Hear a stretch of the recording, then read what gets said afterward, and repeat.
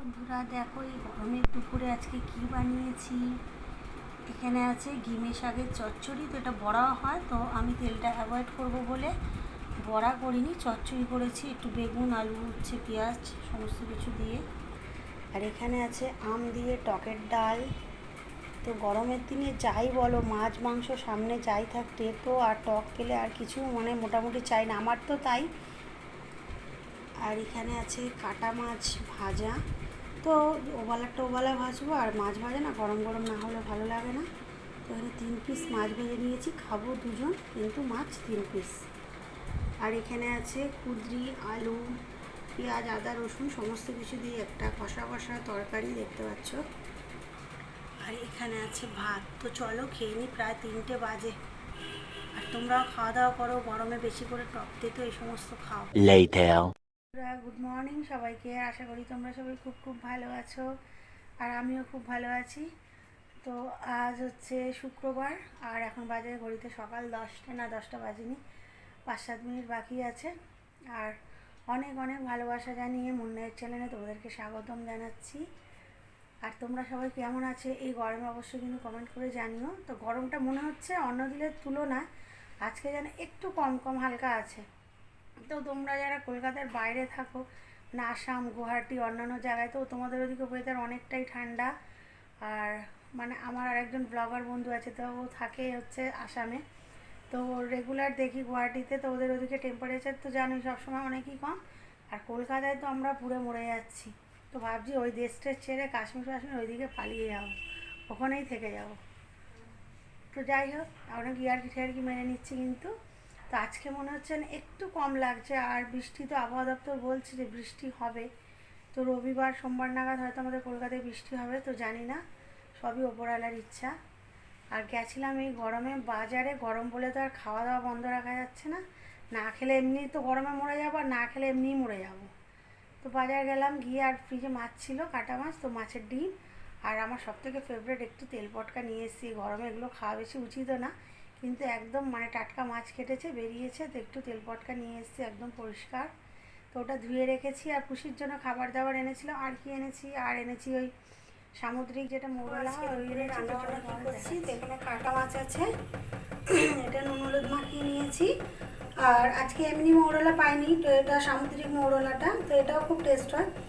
তো এটা নিয়ে নিয়েছি এখানে। ভেবেছিলাম এটা আজকে খাবো না, জানো, গরমে। তো ভাবলাম না, আবার এনেছি যখন সামনে, গরমে যদি মরে যাই আগে আগেই খেয়ে নিই বাবা। তো এটাকেও নিলাম নুন হলুদ মাখিয়ে, তো খাবো না ভেবে করেই ফেলছি আবার। আর এখানে আছে মাছের ডিম। তো এখানে প্রায় 350-র ওপর, 400-র কাছাকাছি মাছের ডিম আছে। আর মাছের ডিম দেখবে রেখে দিলে কি হয়, সে তুমি ডিপ ফ্রিজে রাখো আর নর্মাল, তোমরা দেখবে শক্ত শক্ত হয়ে যায়। আমি অনেকবার রেখে ঠকেছি, এরকম শক্ত হয়ে যায় বলে আর ভালো লাগে না তখন খেতে। আর আজকে মাছটা একটু অন্যরকম করে করবো, আর ডিমটা একটু সর্ষে বাটা দিয়ে আজকে করবো। তো আগের দিন করেছিলাম, দারুণ টেস্ট হয়েছে।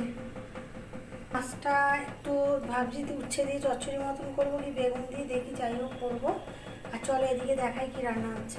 আর এই যে এদিকে ভাত ফুটছে হাঁড়িতে।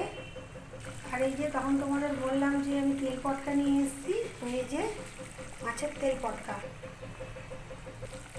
আর এই যে আমার মাছের তেল পটকা, এটা আমার ফেভারিট। আর আমি না এমনভাবে মেয়েকে দেবো না, গরম, ছোটো মানুষও অত আর অত বড়ো হয়ে যায়, কিন্তু না, ও গন্ধ পেয়ে গেছে।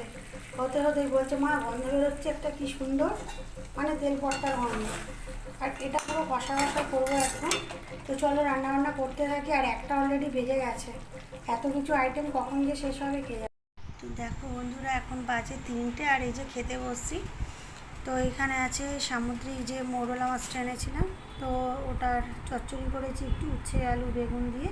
আর এটা খেতে আমার ভীষণই ভালো লাগে, তোমরা বাড়িতে বানিয়ে দেখবে। তো অনেকেই আমার মতন তেঁতো দিয়ে খাও, দারুণ টেস্টি হয়।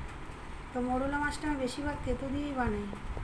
আর গরমকাল, শরীরের জন্য ভীষণ উপকার, আর তেঁতো খাওয়াটা এমনিও দরকার।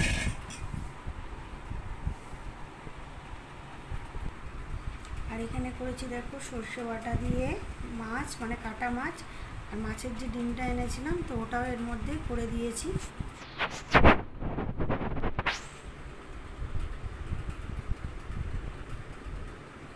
আর এটা তো তোমাদের আগেই দেখিয়েছি, মাছের তেল পটকা একটু কষা কষা করেছি এমনি জিরে বাটাটা দিয়ে। তো চলো খেতে বসে যাই। আর আমার মা একটা আমার দাদাকে দিয়ে তো চপ কিনে মানে পাঠিয়েছে বিকালের জন্য, গরম গরম ভাত, এখন যেহেতু 3টে বাজে, তো ভাত খাও কি ওইটার দিকে লোভ পড়ে রয়েছে, বুঝলে। হ্যালো বন্ধুরা, ঘড়িতে বাজে রাত্রি 12:30। তো চলো আমরা শুয়ে পড়েছি, আর বরও শুয়ে পড়েছে।